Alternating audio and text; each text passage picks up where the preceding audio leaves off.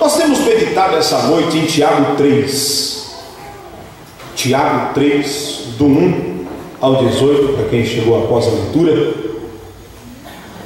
Diz um texto que fala sobre a língua. Mas antes que nós entremos no texto de Tiago, como de costume, tudo na vida tem um porquê. Tudo na vida tem um propósito. Tudo na vida tem a mão de Deus. E esta carta, escrita, considerada como uma das epístolas gerais. Por que epístolas gerais, pastor? Assim como nós temos estudado uma carta de 1º, 2º Pedro, carta de Judas, como nós temos lido a 1ª, 2ª, 3ª epístola de João, a carta de Tiago, ela também é uma epístola geral. Por que uma epístola geral, pastor? Porque é diferente de uma carta como aquela que Paulo escreve à igreja de Colossos. É diferente da que Paulo escreve à igreja que está em Éfeso, a igreja que está em Corinto. Essa carta, ela deveria correr todas as igrejas e por sua vez chegar a nós também. Quando nós estudamos a carta de Tiago, a sua história, nós vamos ver que no século de número 16, quando está havendo aquele problema sério ali da reforma protestante, a carta de Tiago quase que vai embora. Lutero, ele critica muito essa carta em seus momentos de defesa. Por quê? Porque a carta de Tiago fala muito sobre obra. Obra. E a questão religiosa do momento é que as pessoas só conseguiriam ser salvas pelas obras. A Igreja Católica até hoje ela ministra isso, que as pessoas serão salvas somente pelas obras. E nos dias de Lutero, eles estavam vivendo o momento da construção da Basílica de São Pedro. Então se vendia indulgências. O homem poderia comprar a sua salvação.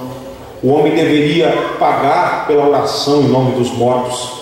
Em uma das 95 teses de Lutero, ele chega a afirmar que quando a moeda caía no fundo do baú, uma alma era liberta do purgatório. E aí Lutero vem e lê em Romanos capítulo 1 que o justo viverá pela fé. O justo viverá da fé. Então ele fala, poxa vida, então nós estamos errados. A mensagem que está sendo apregoada a nós é uma mensagem errônea.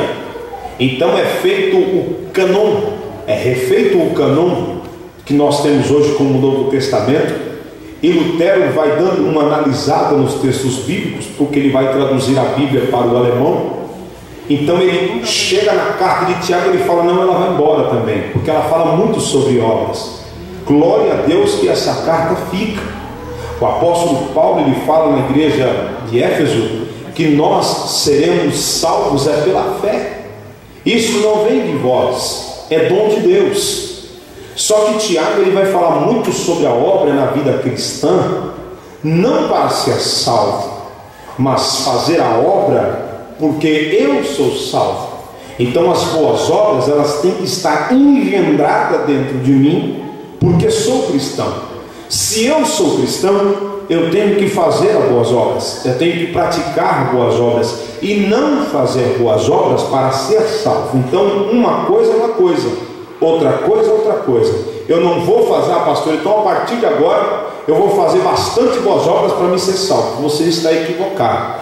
A sua salvação ela foi garantida lá na cruz do Calvário, quando Jesus disse, está tudo consumado. Naquele momento nós já temos a nossa salvação por garantia. Agora o nosso caráter cristão ele vai sendo burilado, e à medida que o tempo vai se passando, nós vamos aprendendo a praticar cada vez mais as boas obras. Me compreenderam? Diga glória a Deus. Me compreenderam? Diga glória a Deus. Quando nós lemos Tiago, quem é esse Tiago, pastor? No Novo Testamento, pelo menos 3 Tiagos vão se destacar.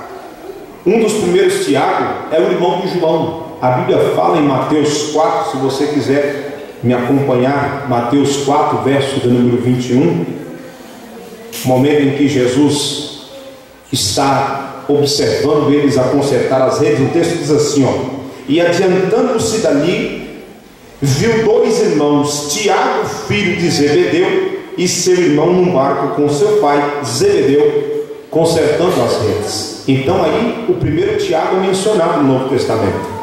O segundo Tiago aparece em Mateus 10, do verso de número 2 ao verso número 4, que está escrito assim, ó: ora, os nomes dos 12 apóstolos são esses. O primeiro é Simão, chamado Pedro, André, seu irmão, Tiago, filho de Zebedeu, e João, seu irmão, Filipe e Bartolomeu, Tomé, Mateus, o publicano, Tiago, o filho de Alfeu, e Lebedeu, apelidado de Tadeu, Simão, o Zelote, e Judas Iscariotes. Aqui nós temos mais dois Tiagos.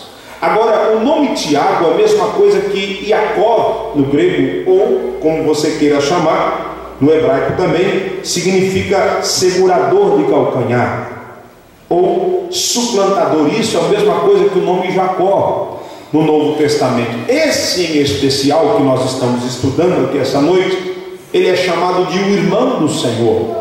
Ele é irmão de Jesus. Pastor, tem na Bíblia? Tem. Mateus 13:55. Veja o que está escrito aí, ó: não é esse o filho do carpinteiro? E não se chama a sua mãe Maria? E os seus irmãos Tiago, José, Simão e Judas? Jesus tinha irmãos. Jesus tinha uma família. E Tiago, segundo o que nos cita o texto bíblico, depois de Jesus, o próximo é Tiago. Então Tiago, ele era irmão de Jesus. Ele era uma pessoa importante na igreja primitiva. No princípio, a Bíblia vai dizer que nem os próprios irmãos de Jesus criam nele. Nem os próprios irmãos de Jesus valorizavam ele, pensando que ele era qualquer pessoa, era uma pessoa qualquer da vida.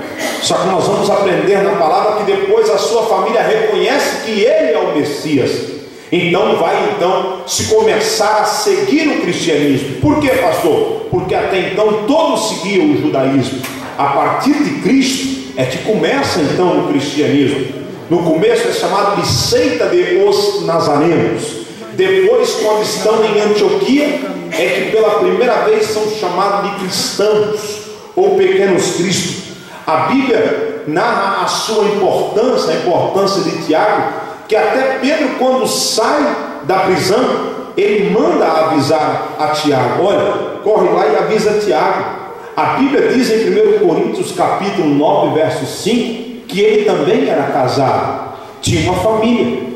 Tem pessoas que dizem que o ancião não pode casar, que o obreiro não pode casar, que o pastor não pode casar, que aquele que vai exercer o ofício não pode casar. Está errado. A Bíblia diz em 1 Timóteo 3 que convém que o bispo seja casado, marido de uma só mulher, né? É o que a gente tem estudado aqui há algum tempo nos nossos cultos de ensino. A tradição vai dizer, Flávio Josefo vai falar, e José também Josefo vai citar isso em seu livro, na história dos hebreus, que esse homem Tiago, e Eusébio de Cesareia também vai referir-se a ele, vai dizer que ele tinha os seus joelhos tão duros como o joelho de camelo, dado o seu propósito que ele tinha de oração.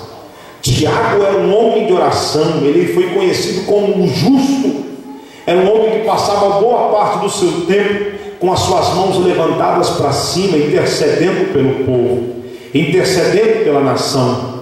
E um dia, Ananias, bem próximo ali do período da destruição de Jerusalém por parte dos zelotes, ele questiona o nosso irmão Tiago a vir a público em uma das galerias do templo e dizer: olha, declara aí, Tiago, que Jesus não é Senhor, que Jesus não é Deus, que Jesus não tem particularidade nenhuma nessa questão da salvação. Então Tiago diz: Jesus Cristo é o Senhor, Jesus Cristo é o juiz. Por que ele fala Senhor, pastor? Porque a Bíblia diz que não se pode dizer que Jesus é Senhor se não for pelo Espírito.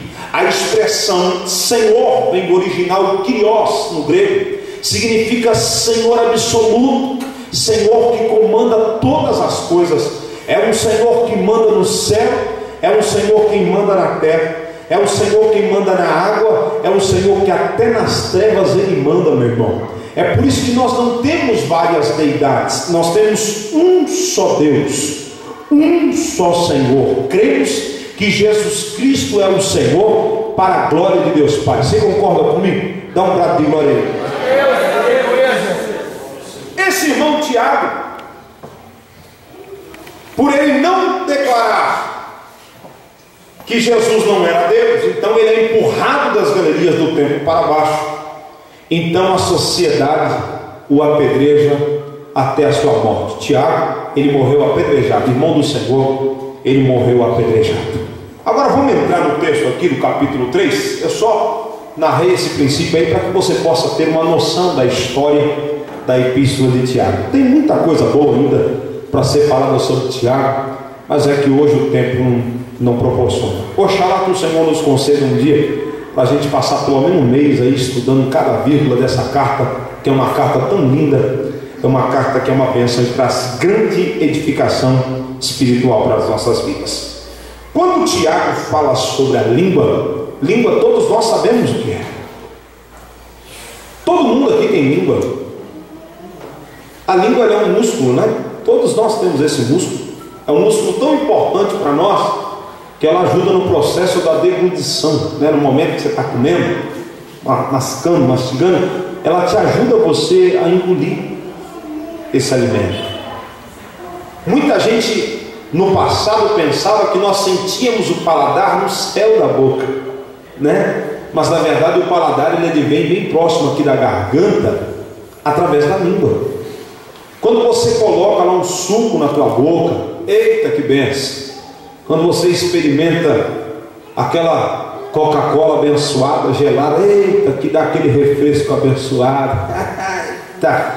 Eu com os meus convenção, mas é triste. Não ri não, mas não ri não, que a coisa é séria, Daniel. Você come aquela carne assada abençoada. Como é que chama aquele pescoço de frango lá dentro? Né? Daí falou que se não for picanha não come.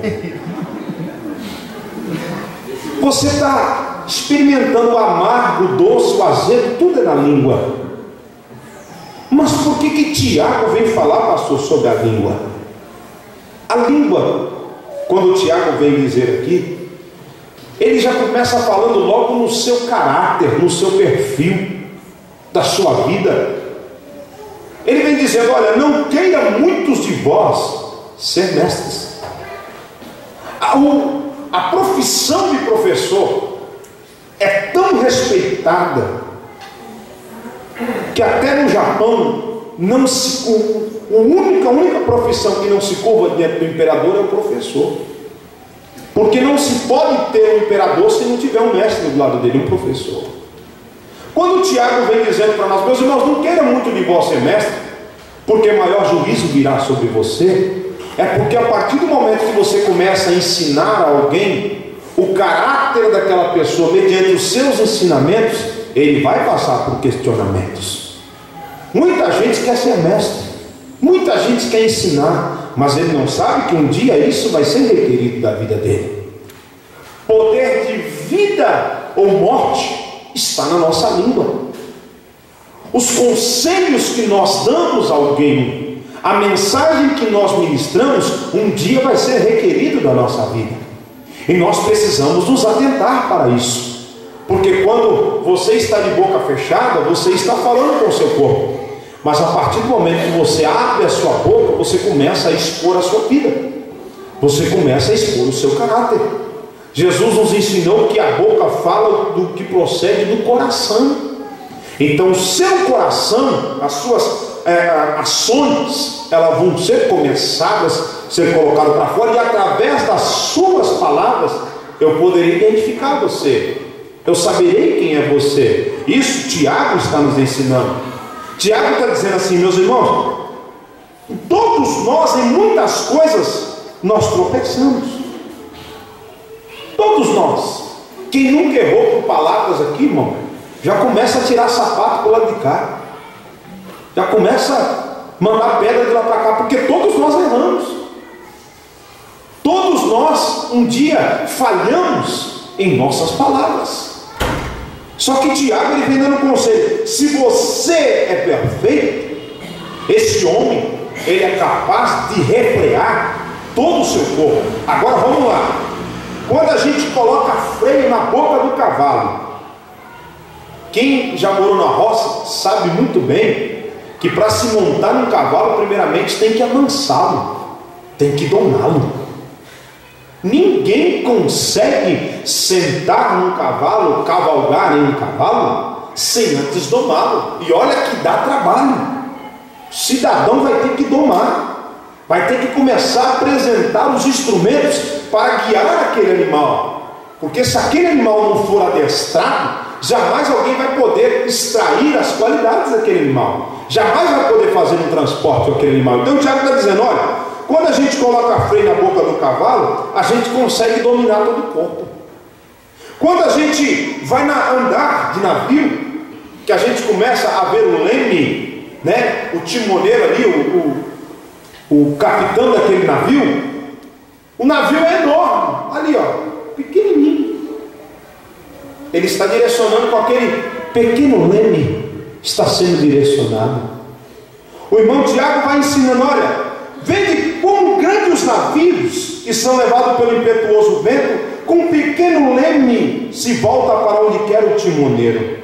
Assim também a língua é um pequeno membro que se gaba de grandes coisas. Vede quão grande voz com tão pequeno fogo incendeia. Meu irmão, para se tacar fogo na floresta amazônica, só basta um palito de fósforo. Tiago está nos ensinando que às vezes para provocar uma grande destruição, só basta uma palavra. E nós temos que ser sábios o bastante para, antes de abrir nossa boca, saber que tipo de produção essas palavras podem produzir na vida de alguém. Nós precisamos examinar a nossa vida. Nós precisamos aprender a amar o nosso próximo de maneira tal que a nossa consciência não venha nos acusar de palavras que nós pronunciamos. Meu irmão Tiago vem dizendo assim: meu irmão, a língua é um mundo de fogo, é um mundo de iniquidade situado entre os nossos membros. Ela contamina todo o corpo, inflama todo o curso da natureza e por sua vez ela é inflamada pelo inferno. Toda a criação que se tem na natureza, ela pode ser domada pelo gênero humano. O homem consegue pegar uma ave de rapina e consegue transformar aquela ave de rapina em um mensageiro. O homem consegue domar um elefante. O homem consegue domar um leão. O homem consegue domar uma girafa. O homem consegue domar um cachorro, domar um gato. O homem consegue fazer tudo isso. Mas olha o que ele está dizendo: mas a língua ninguém pode domar. Depende muito do seu estado de espírito. Você precisa aprender, por quê? Porque ela incontido nela está cheia de peçonha mortal. O que é peçonha, pastor? É veneno. Quando uma cobra, ela abre o seu bote e começa a colocar a língua para fora, ela não está ameaçando. Ela basicamente está calculando a velocidade, a força que ela tem que impor no bote. Depois ela fisga, quando ela morde, ali sai o veneno. Tiago está dizendo basicamente que é necessário que eu aprenda a tirar o veneno da minha própria língua. Que isso, pastor? O texto está dizendo. Capítulo 3, verso 9 está dizendo: com ela nós bendizemos ao Senhor e Pai, e com ela nós amaldiçoamos todos os homens à semelhança de Deus. Meu irmão, hoje nós vamos fazer um propósito com Deus. Da nossa boca só vai sair palavra de edificação. Da nossa vida só vai ter palavras de edificação para a vida do outro. Se for palavra de maldição, você esquece. você coloca para trás.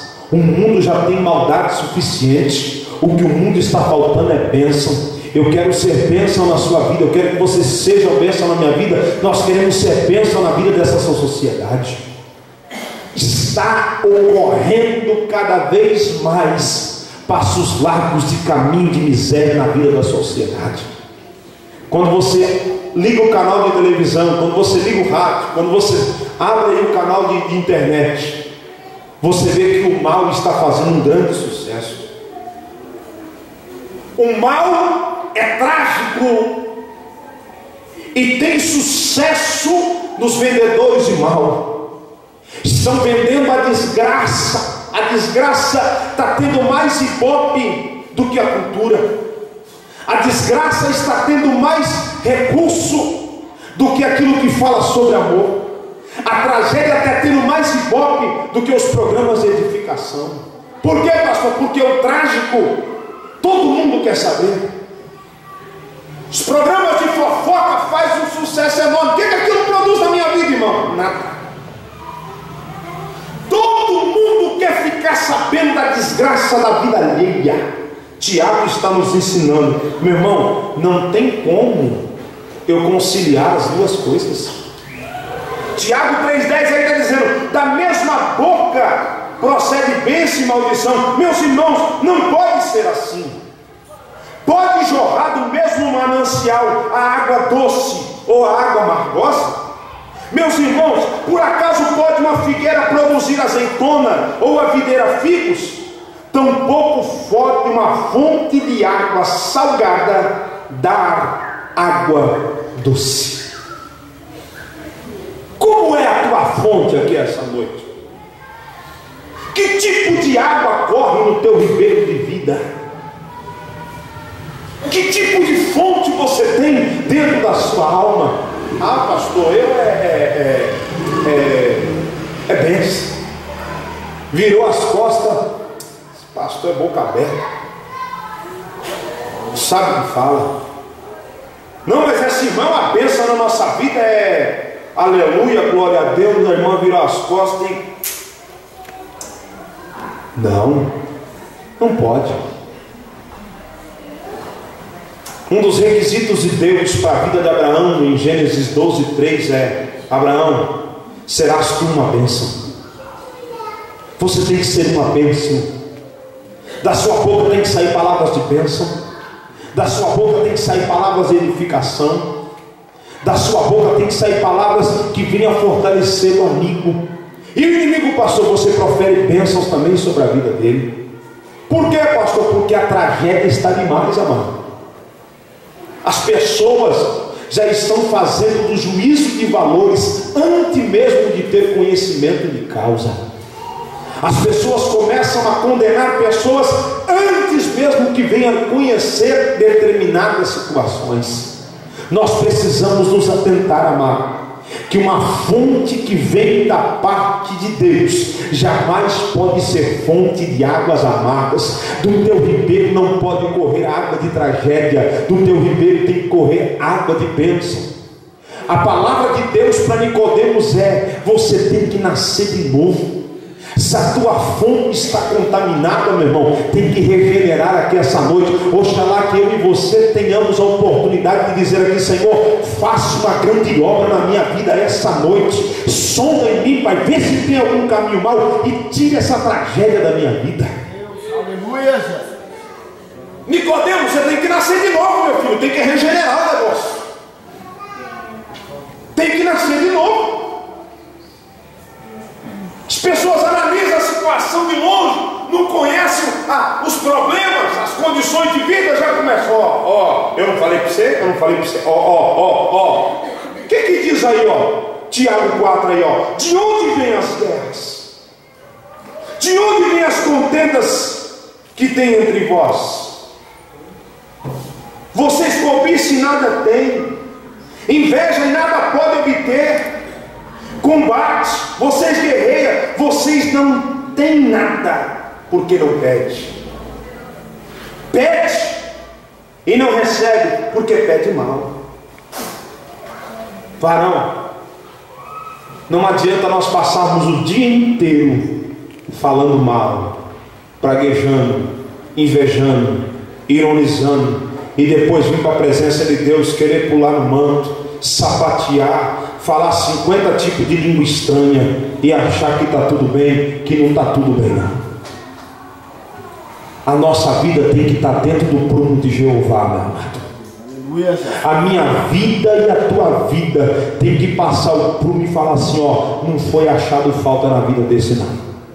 Não foi achado falta na vida desta não. Por quê, pastor? Porque, meu irmão, a tragédia está demais. O falatório está demais. Aqui na igreja, pastor, não, meu irmão, estou falando na terra, o âmbito geral. Se tiver alguém aqui essa noite, o anjo vai descer com a tenaz nas suas mãos e vai tocar na tua boca, igual fez com Isaías. Purificado foi o teu pecado, a tua iniquidade foi sarada, e as palavras eu vou colocar na tua boca. Aqui não tem ninguém assim não, porque se tiver, o Senhor vai tratar com você. Da nossa boca tem que sair palavra de edificação. Por que você está falando isso, pastor? Porque Deus tem mandado pessoas para o nosso meio.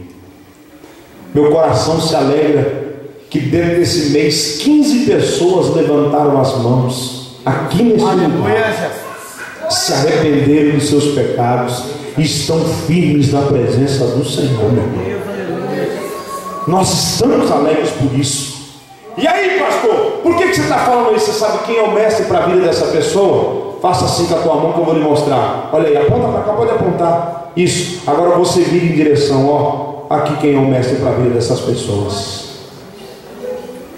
Eu sou referencial para essas pessoas. Você é referencial para essas pessoas.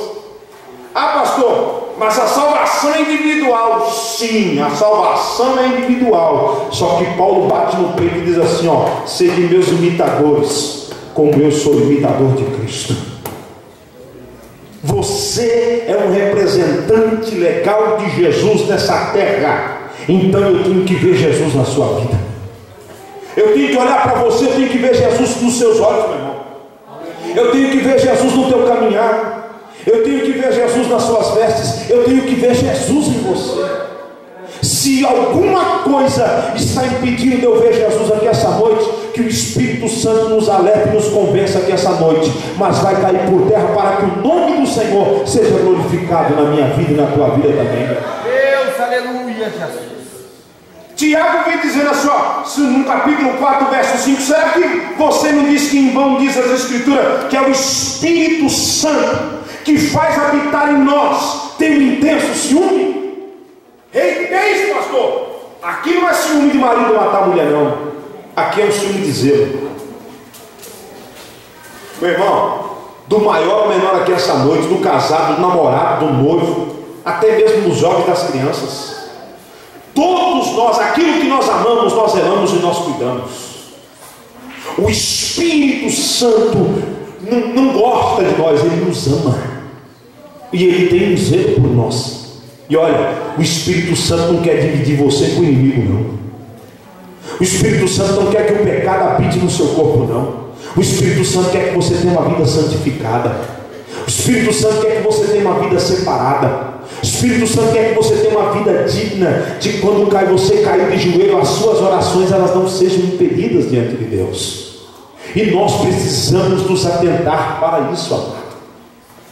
Muita gente está perdendo a bênção, porque na sua língua não tem palavra de edificação. A palavra rancorosa suscita furor. Esse menino é uma desgraça. Essa minha filha é uma desgraça. A Maria é uma treva na minha vida. Ah, se eu pegasse esse João. Ô meu irmão, mude esse negócio aí, meu irmão. Ô Jesus, vai abençoando a Maria. Me ajude a amar a Maria. Me ajude, Senhor, a entender como é que se lida com a Maria. Oh Jesus, me ajude a amar o meu filho. Senhor, o que está faltando em mim, Pai, para que eu seja referência na vida desse menino? Porque é no trato que muitas pessoas vão ser ganhadas para Cristo. Durante muito tempo da minha vida, eu passo em evangelização. E sabe o que eu mais escuto na rua? As pessoas falando: se for para mim ser crente igual fulano de tal, eu prefiro estar no mundo. Se for para mim ser crente igual, isso aí é crente, ser crente desse jeito aí, eu não quero. Essa pessoa está perdendo, porque ela está limitando o poder de Cristo. Ela está pensando que por aquela pessoa não ter deixado burilar o seu caráter, Deus está consentindo que ela seja da mesma forma. Essa pessoa está errando. Agora, o testemunho desta pessoa precisa ser mudado. E aí, como é que faz, pastor? Não coloca a sua referência nela. A salvação é individual. Se você não quer ter ele como referência, eu sou referência para você. O que está faltando de mim que está denegrindo o meu testemunho cristão? Meu irmão, se na sua casa é uma casa de gritaria, nós vamos mudar esse negócio aí, meu irmão. Se na tua casa já chega chutando o pau da barraca, gritando, um falando mais alto que o outro, meu irmão, vamos mudar esse negócio aí. Se na tua casa quem fala mais é a televisão, quem fala mais é o computador, quem fala mais é a rádio, quem fala mais, e a família fala que hora, e os filhos falam que hora, e o pai fala que hora, e a mãe fala que hora, e a harmonia dentro de casa, como é que hora que é? Vamos aprender a utilizar a nossa língua. Vamos aprender a utilizar as nossas palavras. Pastor, como é que eu faço? Quanto tempo você está lendo a Bíblia? Porque quando você está lendo, você está sendo edificado, seu caráter está sendo burilado, e quando você abre a boca, essas palavras também vão ser apresentadas. Conforme você vai adquirindo sabedoria, você vai se aproximando de Deus. Olha o que a palavra diz assim, olha, capítulo 4, verso 6. Ele nos dá uma graça maior, dizendo: Deus resiste aos soberbos, mas dá graça aos humildes. Sujeitai-vos, pois, a Deus, resista ao diabo, e ele fugirá de vós. Achegai-vos a Deus, e ele se achegará a vós. Meu irmão, como é que eu vou ter Deus na minha vida se eu não me aproximo dele? Como é que eu vou ter palavras santificadas na minha vida se eu não busco essas palavras? Como é que eu vou ter uma edificação espiritual dentro da minha casa, impedindo a ação do inimigo dentro da minha casa, se eu não me sujeito às coisas de Deus? Se eu não quero passar tempos com Deus, se eu não quero estar orando a Deus? Ele está dizendo: eu quero que você se aproxime de Deus, se achegue até a Deus, entra na presença de Deus, que Ele vai se achegar até você. E quando você se achegar até Deus e Ele se achegar até você, o inimigo vai ter que bater em retirada, porque o nome do Senhor vai ser glorificado na tua vida. Agora tem pessoas que dizem: eu quero me achegar a Deus, mas nunca chega. Satanás fica o tempo todo rondando, o tempo todo rondando, o tempo todo rondando. Para quê? Lançando estratégia para você cair. Porque se você cair, a maldição vem e entra dentro da tua casa. Que o Espírito do Senhor nos dê a graça aqui essa noite, para que nós venhamos ter um encontro verdadeiro com Cristo. Tiago 4, 9 diz assim, olha, o 8 diz assim, olha, lavai as mãos, pecadores, purifica o teu coração. Irmão, tem que abrir meu coração para o Espírito Santo entrar para agir aqui. Se eu abrir meu coração e dizer: Senhor, entra aqui nesse coração aqui, Espírito Santo também não. Senti as vossas misérias, lamentai-vos, chorai-vos, converta o vosso riso em pranto e a vossa alegria em tristeza. Porque humilhai-vos perante ao Senhor, e Ele vos exaltará. O 4:11 está com a Bíblia aberta, me acompanha aí por gentileza. Irmão, não fala um mal do outro não. Porque quem fala mal do irmão, julga o seu irmão. Fala mal da lei, julga a lei. Ora, se julgas a lei, não és observador, mas é um juiz. E só há um juiz, aquele que pode salvar e destruir. Tu, porém, quem és que julga o teu próximo? Quem sou eu para julgar você? Quem sou eu para julgar a tua vida? Jesus diz: olha, não julgueis para que não sejais julgados. Não julgue. Se você percebe que há uma fraqueza no teu irmão, ore por ele. Senhor, ajude ele. Senhor, dá força para ele. Senhor, ensina ele como deve prosseguir. Irmão Paulo diz na carta ao Romano: você que é forte, suporte aquele que não é fraco. Aquele suporte, não suporte de suportar de ironia não, mas um suporte de que, do mesmo jeito que a muleta serve para aleijado, você pega a mão dele e diz assim: eu vou te ajudar, meu irmão, eu vou te suportar, eu vou te ajudar, até que você tenha um caráter burilado, até que você tenha uma vida perfeita na presença de Deus. Que o Espírito do Senhor possa conceder-nos a vontade, a bondade e o querer de estar diante da sua palavra. Amém, meus amados? Vamos colocar-nos em pé. Eu quero fazer uma oração.